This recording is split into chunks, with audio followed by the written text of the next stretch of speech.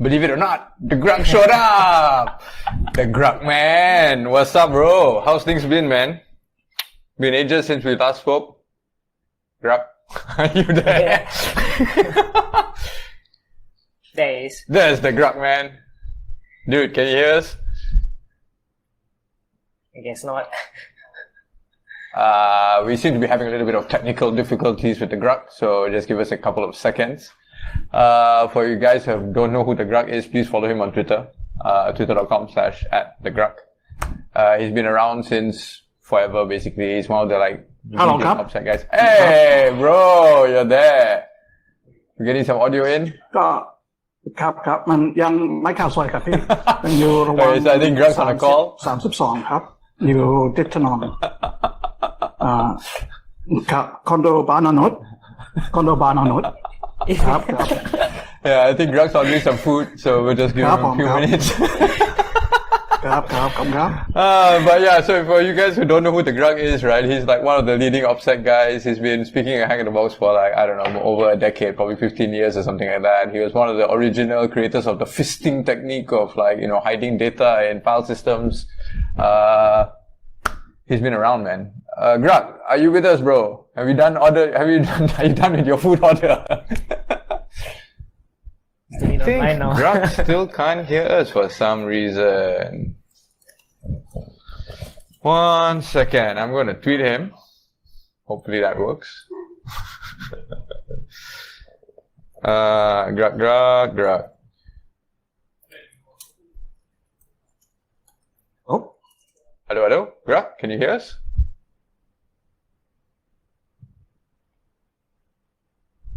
I think Grugq can't hear us at all. I really don't know why.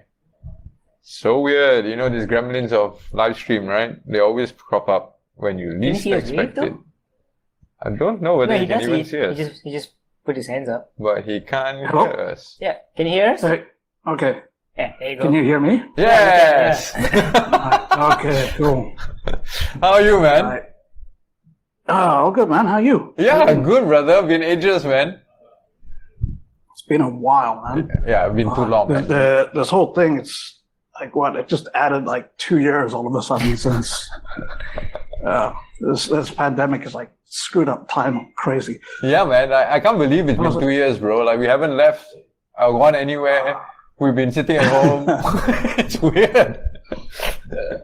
Yeah, man. How's Singapore? How's Singapore? Well, we're actually in Malaysia, so we're sitting in the studio in Kuala Lumpur. So, I think Singapore is fine. I think it's okay. They're doing a lot better in Malaysia. Yeah, at least in COVID numbers, they're doing a lot better. Yeah, COVID numbers, they're doing a lot better. Yeah, here things are not so great, man. The number is 20-something thousand cases per day. Yeah. Just madness. It's Same mad. over here. You're still in Thailand, right? Not good. Yeah, still in Bangkok. Still in Bangkok, yeah.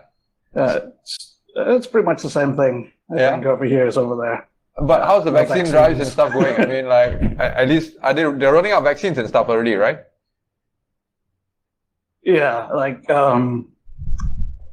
it's a politically sensitive topic. You're not supposed to talk about it, but a lot of the companies have failed to come through on their promises that the government made. Okay. Sounds familiar. Sounds familiar, bro. Yeah. You know how it is. What have you been researching, man? I mean, since you've been stuck at home, right? What have you been doing to keep yourself busy, man?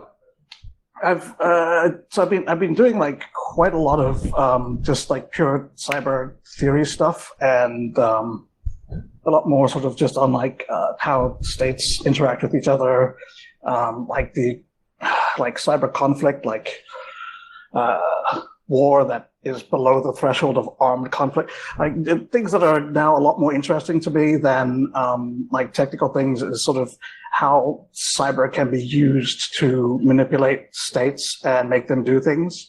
And also because the way that the world exists right now is states are not actually the only or even necessarily the dominant power. So a lot of the time, what's interesting is not necessarily manipulating states, but manipulating companies.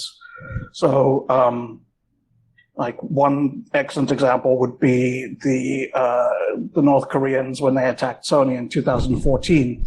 They weren't trying to make the US ban movies about North Korea, right? Like it wasn't an attempt to make the US do censorship, but it was an attempt to make film companies avoid doing things that would upset North Korea. And it has been successful, right? There haven't been any new movies to make fun of North Korea. So, it's quite interesting that you can target things other than nation states and achieve objectives that match with your strategic goals. So this I find very, very interesting. I think it's something that's not dealt with enough. Like there's not a lot of people aren't really looking at it enough. The other thing I've been doing is trying to sort of demonstrate how a lot of the things that we just sort of see regularly are actually strategic. For example, ransomware is like people like to look at it simply through the rubric of cybercrime and how it's a criminal act, but that's that would be sort of like treating piracy as theft.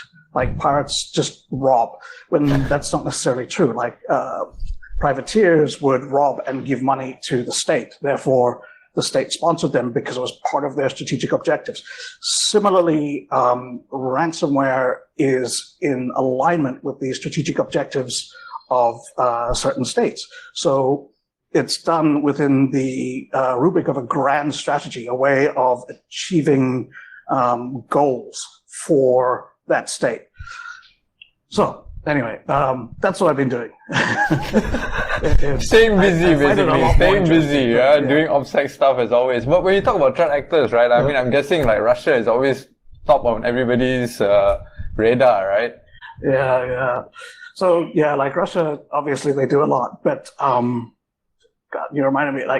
So I've also been doing OPSEC stuff. So one thing I've been doing recently is I've been trying to take the ComSec stuff that I did a long time ago and make that available to people. So communication security, sort of like basically how to be secure when you talk to people, and more than just encrypting everything.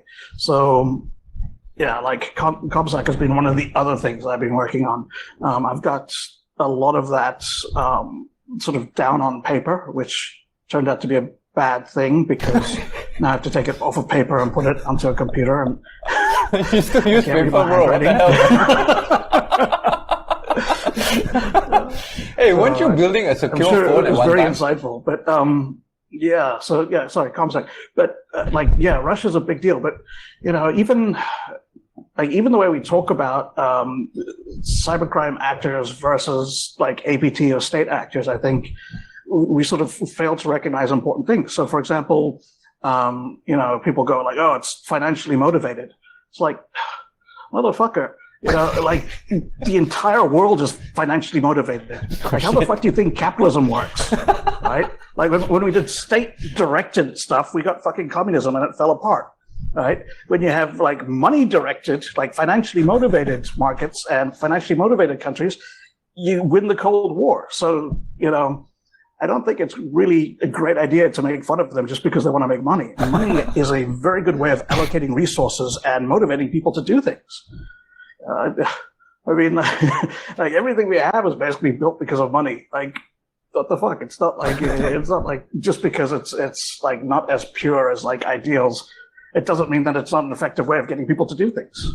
Most definitely. Hey, but talking about secure comms, right? Weren't you working on like a private phone or a secure phone or something? Like a hardware device? Some time ago? Yeah, for quite a while. But I think maybe the market has changed now. But back then, see, like the big trouble is that you either make something that people can afford, and then in order to get to that, you need to have like investment. You have to, sell millions of devices, or you have something that a select few people can afford, but then you have to find a way to get people to spend $5,000 on a phone. And, like people want to spend $500 on a phone and people don't want to spend 5,000. But if you're selling a phone for $500 and you sell like 20 of them in a year, Yeah. you can't run a company on that. Yeah. So you have to go the other way. It's quite hard to do. So yeah, I don't know, man. I gave up on that, but I might take some of the stuff I did and make it available for free, because otherwise it's just sort of gathering bit rot. So, I mean, if you're talking about OPSEC for like just general people, right? As in like security researchers that have, exploits or whatever, right? Like, what would your suggestions be? Like, unplug from the internet and like throw your laptop somewhere else? No, man. I mean, yeah, like, okay. So, first of all, a modern Android phone, like AOSP, just a clear vanilla with no Google stuff. If you can get Graphene OS on a modern Google device, that's great. If you can't, you can use AOSP, compile it yourself. Don't pull it off of a forum or something like that, because it's usually badly put together. Anyway, like that is very, very secure. It's going to be more secure than your laptop, generally speaking. So that's step one. But like step two, step one is you need to have more than one device. So my rule of thumb is one device per vice. Wow. So it can be expensive, bro. That can end up to be quite expensive, man. Be selective in your vices, I guess. The thing is, what you want to do is you want to minimize the impact of a problem. So if you have your personal device that's got, like your bank and your regular email and all your stuff like that, you don't want that to be compromised and then impact your work stuff. Mm-hmm. But similarly, you don't want to compromise on your work to then impact, your life. So you need to at least have a separation. And you need to make sure that you don't mix and match things between them. And that's simply because you assume at least one of them is going to be compromised. Mm-hmm. And you want to make sure that whatever is sort of compromised and stolen from there doesn't impact the rest of your stuff. Wouldn't it be better to just assume that you're compromised anyway and then act accordingly?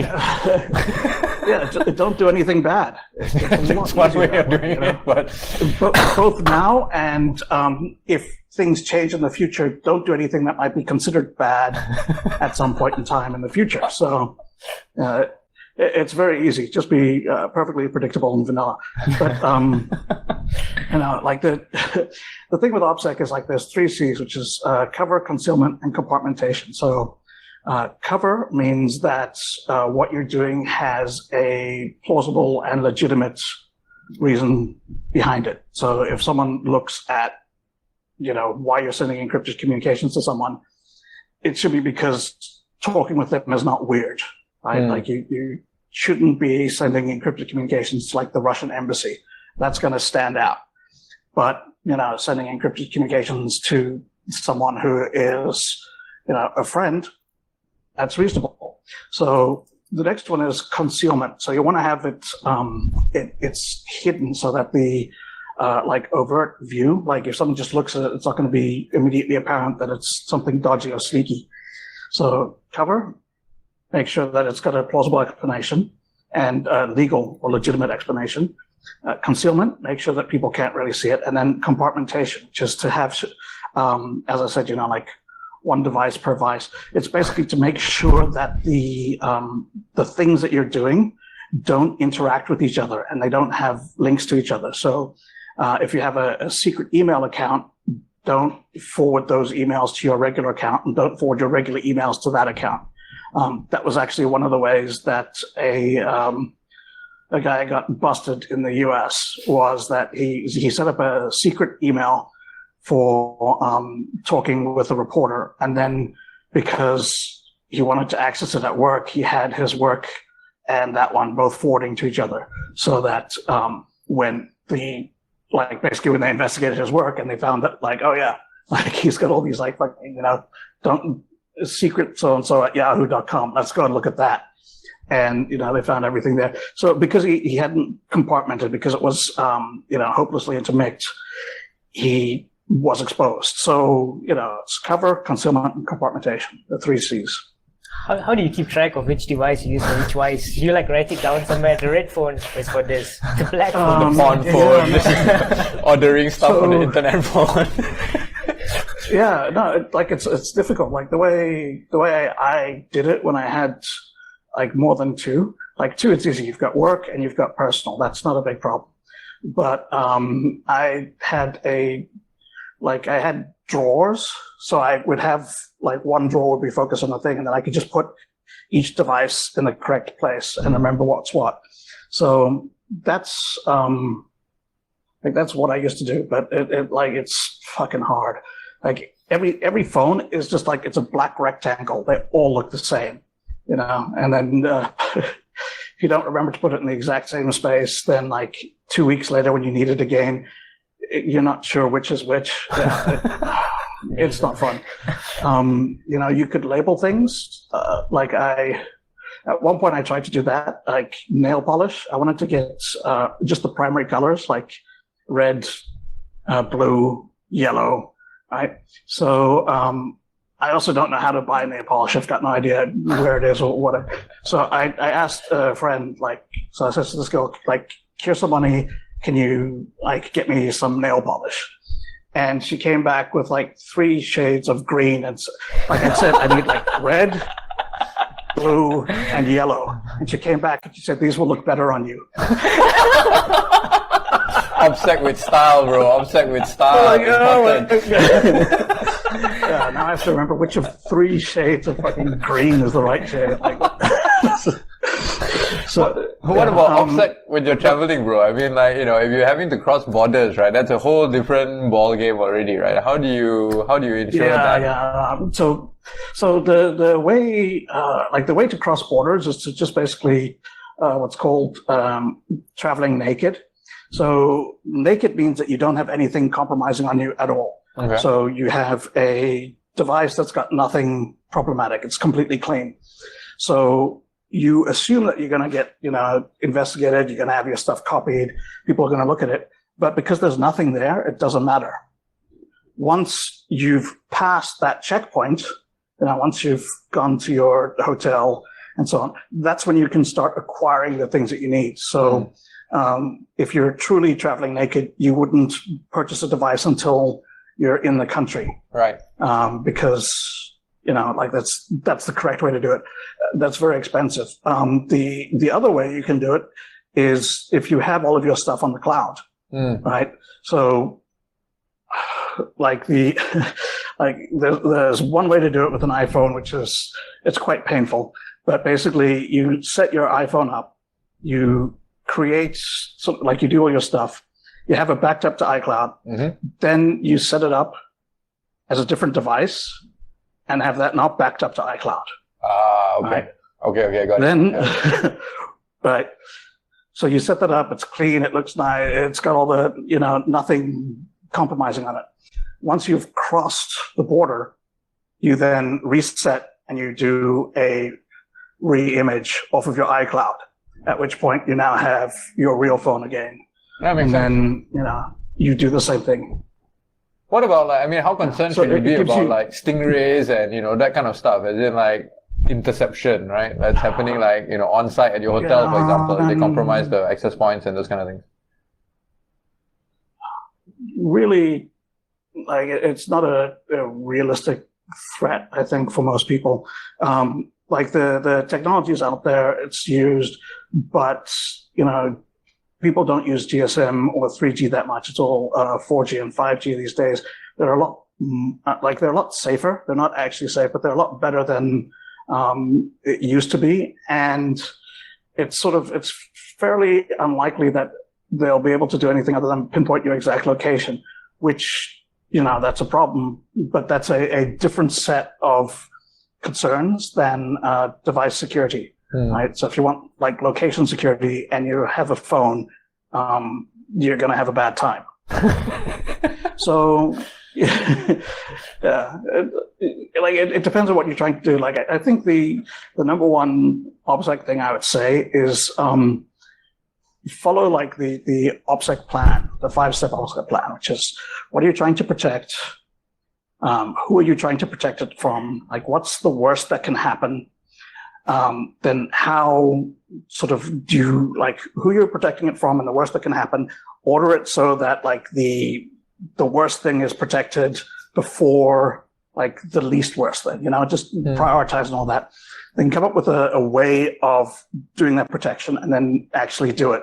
So, figure out what you're trying to do, figure out what goes wrong so you can prioritize it, figure out who you're trying to protect against so you know what the threats are that you're facing, and then, you can go ahead and do it. If you just go out and say, like, what can I protect against and figure out different things, you won't get anywhere because it's meaningless, It's important to actually know, like, why you're doing things and then choose things that help you achieve your objectives. Are you still doing any work with anti-forensics? Because you were one of the pioneers for anti-forensic techniques, right? Yeah. So one of the interesting things now is I'm returning to my anti-forensic stuff because I've been talking to people they've been researching malware and APTs, and they're like, oh yeah, now everyone's doing like living off the land. It's really difficult. And, everyone uses Cobalt Strike. It's really difficult. I'm like, what? This is anti-forensics. I did this like 20 years ago. I explained how like all of this works and why and everything. And so like the foundational theories I came up with of, reducing the amount of information you leave behind and the ways to go about doing it and all that. All of those things are now actually being implemented, 20 years later. Mm-hmm. So I've been returning to that, and I want to sort of rewrite it for the modern, the modern set of threats that we face, because I don't think Linux file systems are as critical as understanding sort of why threat actors will operate in certain ways and where they're likely to go. So yeah, like a lot of the anti-forensic stuff that was sort of very, very novel back then is now absolutely standard. But even more so, the theories behind why to do it, like the concepts that were being implemented and the foundations for why to do things, like staying in memory. Yeah. That's standard now, right? To make sure that there is, nothing left behind that can be used, like just encryption everywhere. To make sure that things get deleted properly, to make sure that there aren't like artifacts, and that if there are artifacts, that they're not uniquely tied to a specific actor, to use generic things, to have sort of very, very short durations of operation, because those are the times when you're sort of at peak vulnerability. So you'd have things like your actual implant would not do very much. It would accept, say, a Python script and execute that. And so what you would actually do when you're doing your attack is you'd be sending on, or like when you'd be going hands-on and you'd interact with the thing, you'd send the Python script that does what you want to do. Right. And then when it's done, it gets deleted so that unless someone captured that exact snapshot, they'll have no idea, what your objectives are, because you won't leave that information behind. So, these things are now becoming more and more standard, but it's, as far as I can tell, people are viewing this as like it's some sort of evolution and progression as things are getting more and more complex, but it's not. It's just, like we know why they're going to do it and where they're going to go. But people are surprised by it because they haven't thought about it from the point of view of the security of those sorts of operations. Like that aspect of security gets ignored. At my point, like back when I was doing it, was about forensics analysis. Now it's about incident response. But it's, it's still a part of security, and attacking that part is still something we need to think about. Yeah, I mean, even when you talk about I actually thought about it all already, so you guys don't need to do it. I mean, even when you talk about incident response and detection, right? Like a lot of the threat actors probably aren't using such advanced techniques, but people are still finding it only after like months, years later. You know what I mean? Is then the threat actors have been there forever. And it's only because, by some way out means that they discovered it, but they were in the system for a very long time, and they didn't need these advanced techniques in order to hide themselves, right? They were hiding in plain sight, so to speak. Yeah. Exactly. I guess there's like that was another thing I looked at one point, is that basically time is a factor in offensive operations, and sort of one thing that comes up is that if you're a threat actor, if you give the defender infinite time, they're going to detect you because your security just degrades over time. That's the way it is. But if you don't give them infinite time, then things switch. If you can reduce the amount of time that they have to find you, then they have to be lucky as opposed to you being unlucky, whatever.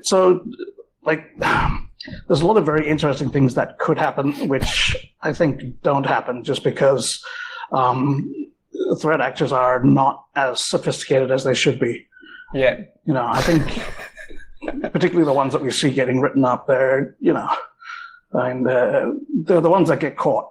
The ones that are really good that don't get caught, we don't see as much written about them, and they're a lot more interesting in the techniques that they use.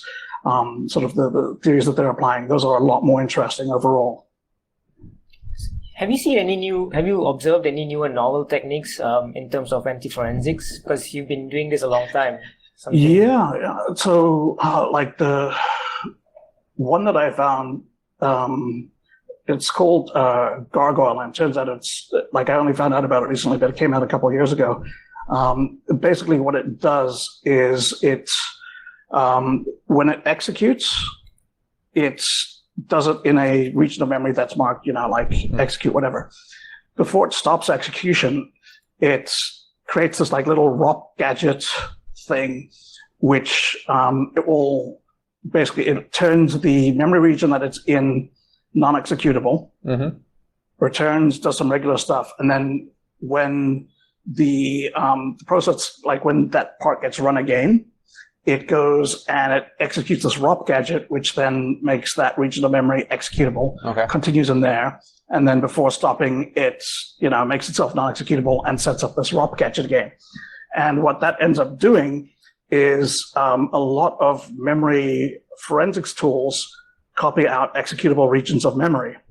So they'll grab a process and they'll pull all of the executable stuff because the data is just going to be huge. So they look at the executable stuff. And with this approach, you won't be in executable memory except for short periods of time. So I found that very interesting, moving to being sort of not just stealthed in by running only a memory, but to actually only sometimes run a memory and most of the time not. And there's been other things as well, like there's really fast process migration. So you'll have your code that sort of skips from process to process to process, so that any snapshot in time is unlikely to capture your code executing in the process that you've infected.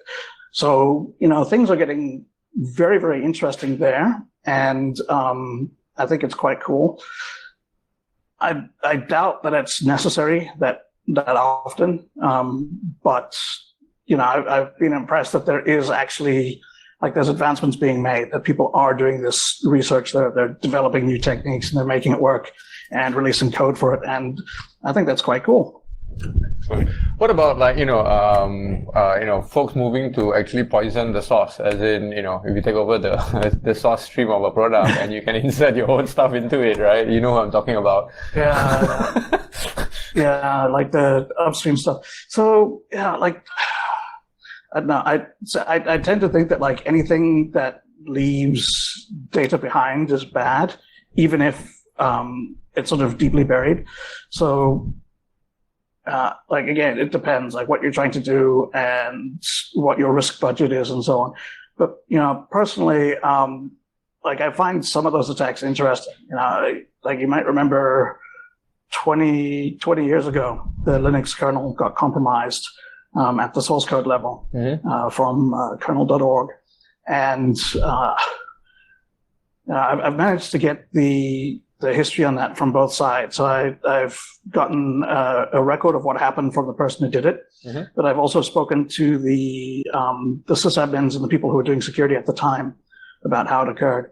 And it's a really interesting story. And the way that it got caught is it's pure chance.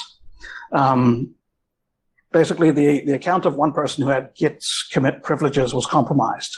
So his box was compromised, and the source code was altered there and pushed in.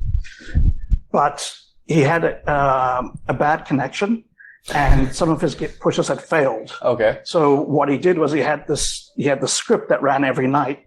It would download a fresh copy from like kernel.org, and then it would do an MD5 comparison of his source code Right. to this one that was downloaded, and to see, like if what had been uploaded was corrupted from what he had locally. Mm-hmm.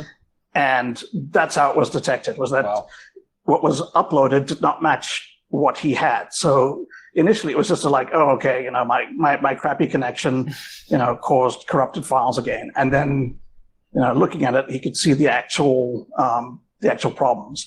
So that was quite interesting. But like speaking to the person who did it, for them it was like a fun thing they did when they were young. Speaking to the sysadmins, they're still angry about it. Like this is 20 years later. When I asked one guy, he was like, "Oh yeah, that wasn't right. Like I wasn't around for that. Like let me talk to the people who were there at the time." And the one guy was like, "That didn't happen. Like, he only got access to one account. The whole thing was fine. He had to like rebuild everything, but it was all clean." I was like, "Man, okay, relax." Yeah, this was 20 years ago. No one's blaming you for getting hacked back then, even though, yeah. Oh man, Yeah, bro, I they think were really we're, angry about it.